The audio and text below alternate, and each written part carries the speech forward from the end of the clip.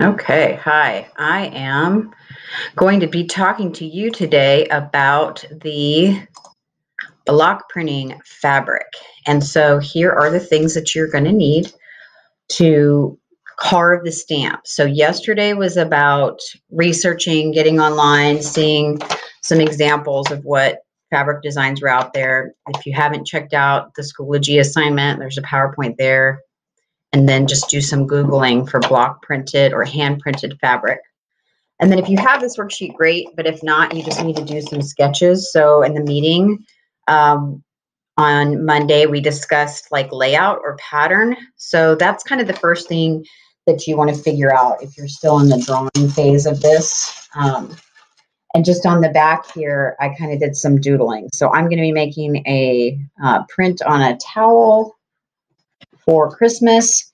And before I started like the actual design, which took me about 30 seconds, I thought about the layout and how it was going to plan together. So whatever your shape that you're designing, how they work together or how the layout goes, if you have more than one stamp that you're using, is a big part of this. See, we discussed you could do something random where you just are placing the different stamps you're using down in a random order, or you could do more of a gridded or row type of thing so that it's evenly spaced.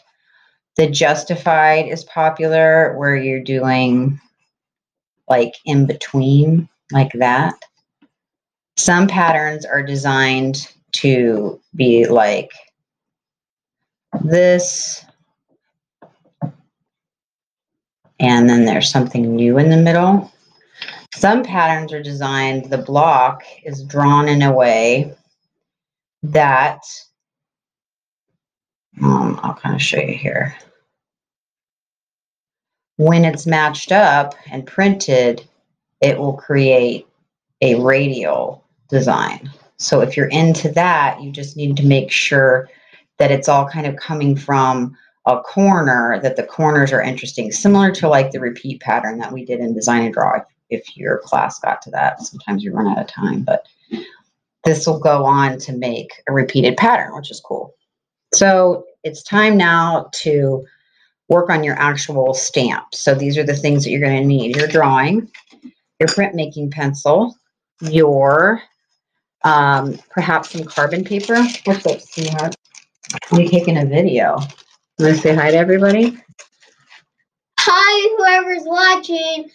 I hope you're doing good. Here, like right here. That's so sweet. All right, can you go play in your room while I do my video? What's this about? It's about printmaking. You can stand here quietly if you'd like. Okay, there you go. Okay, so then the things we need are our block. And if you were here on the day that we took it home, it looks like this. This is an easy cut. If you were not here and you've been at home, maybe under quarantine or absence for other reason, look for a scrap of lino. It will work as well. So it may look like this. It may look like this. If you use these up already and don't have those scraps left, then you can also use the press foam. Don't use the whole sheet though, just cut a chunk of it off because we are going to be using this for another project if we're on stay at home for a little bit longer. The other things you're going to need for this are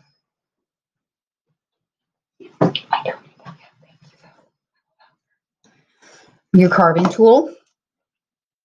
You're going to need your crayon. It should be in your OSH kit, a Sharpie, a spoon, which you're going to have to get from downstairs, or sorry, like across the hall or wherever. And then perhaps your grippy mat. What do you need? I'll show you if you wait. Bennett wants to know what the spoon's for. Well, you're about to find out, Bennett. And then a pair of scissors, perhaps. Okay, so then it's time to draw. I was able to fit this on my worksheet, but if you are not, then that's fine. Plate, so I'm tracing around that. And then I know how much space it's going to be or exactly how big to make my stamp. Then I do my design. So for this, I'm going to do a little Christmas ornament. Hey, Bennett, I love you so much. I'm trying to be patient, but do you think it's polite for you to do that in the middle of mommy's work video? Mm. So what's mommy got to say about that? Please don't do that. I don't listen. Please don't do that, bud. I don't want you distracting my students. I want to think my video is way cuter than you, and way funnier and way better than a cute little boy in the background. Got it? Okay. That's still distracting.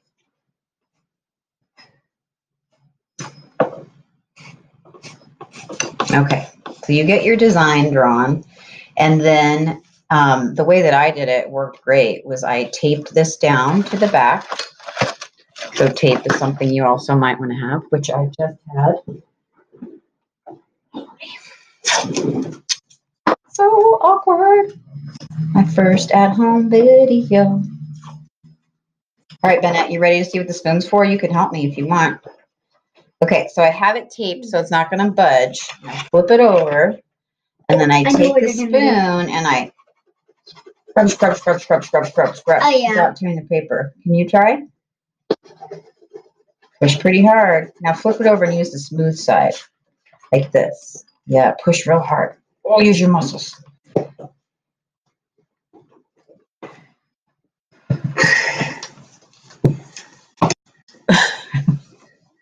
Okay, there we go. He doesn't actually do it. No. Oh, I know what we're gonna do. Mom, I know what we're gonna do. What do you think happened? We're gonna use the pencil and draw all over it. Wait, look what happened. It worked. So that allowed us to transfer. If that doesn't work, you should have carbon paper in your OSH kit. You lay it with the non-logo side down, and you line it up, and you draw, and it comes through. You get those logo side up. Let me try that. That's right. Nobody do you. Nobody do. Did that work? No, it didn't work. It definitely is logo side up. I know it is. I know the truth, Bennett. I know the truth. There, that worked. But the transfer way is way better, so I'm gonna go with that. Give me 2 push-ups, bud. Okay. Bennett's trying to not suck his thumb anymore. I don't know. Push-ups. That's all. We've tried everything. All right, so now it's on the block, and I am going to use a Sharpie on it. So from here on out, this is like old news. You guys have been through this. And we discussed there were a lot of us who on our, I'm going to show it in a minute what that tool is for. A lot of us would have made like different decisions on our lino. So remember the things that you don't carve. So I'm going to color those black.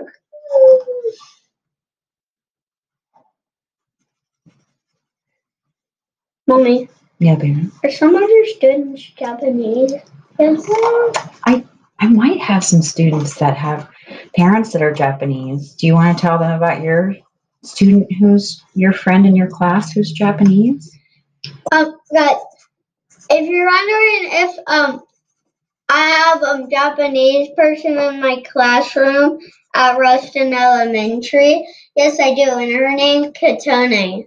Is she nice? Yes, she's really nice. I used to sit next to her. Now I sit next to my forever friend Milo, and I have another forever friend named Jack, and he's my friend that lives across the street. You're so lucky to have forever friends, Bennett. Yes, and I haven't had some for a really long time. I've had Milo since the start of kindergarten and the thing I had to do before kindergarten. And how we did it is we first met up, and I just said, "Do you want to be forever friends?" And he said, "Yeah, it's fine." I think you are so lucky that you have that forever friend. You ready to find out what this tool is for? Oh, you're cutting it out! Okay, so this is where I tell my students all the time, super careful, get your grippy mat out, And this stuff cuts like butter. It's super easy. You don't need to use body heat or anything like that. Just always make sure that you're carving away from your fingers. And so you just grab your tool and whatever blades you think you need. This stuff also cuts really easy with scissors. So here you can see I've kind of cut them out. Because of the fabric design, you are going to want to cut deeper than you normally would for just linoleum block. So, you know, it's pretty thin stuff, but make sure you're getting nice deep cuts. And if you don't want it showing on the outside edges of your fabric, then make sure it's all carved away smooth. Remember that you can dry proof along the way. So that's, I'm going to grab my paper again. And I want to see how my carving is looking. I just take my stamp and my crayon. You might have to peel the crayon a bit so you can more use the size of it. Bennett, you got to do 2 more, buddy. Okay. You're going to be so buff by the time you learn how to not suck your thumb. It's going to be amazing. So yeah, there I can see. I still want, hold on, buddy. I still want to cut a couple ornaments out of that. And then I might need to kind of even up down here and get a little bit more out of the background. But dry proof along the way. And then basically end of class Wednesday, this is what I'd like to see is a picture of whatever stamps you've carved and then a dry proof of it. And then the next video will be about how to print these and put it onto the fabric. And just some tips on how to apply the ink that are a little different than when it was on paper. So I hope that works out. Thank you so much. Have a great day.